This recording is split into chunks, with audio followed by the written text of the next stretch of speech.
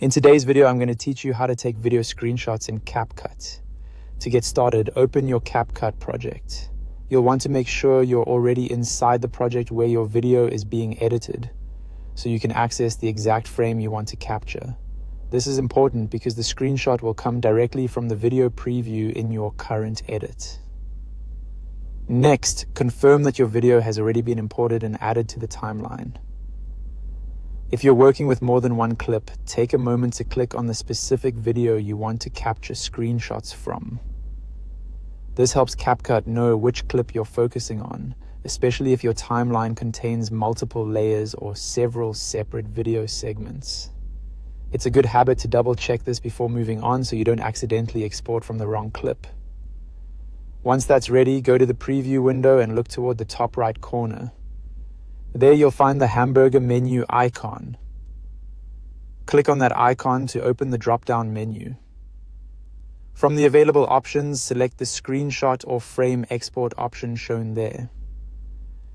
This is the tool CapCut provides for capturing a still image from your video without needing to leave the editor.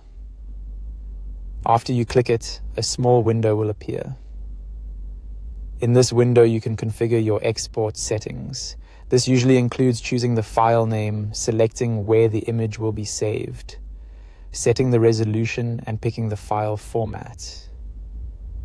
Take a moment here to choose the settings that work best for your needs. For example, if you want a sharper image, select a higher resolution if available. If you're saving several screenshots, using clear file names can also make them easier to organize later. Once everything looks good, click Export.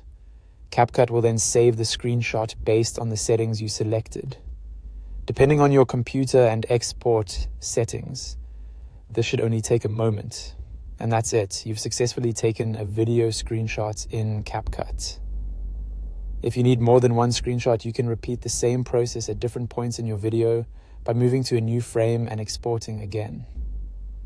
This is a simple and useful way to create thumbnails, reference images, or stills for social media and presentations. Thanks for watching, and I'll see you in the next video.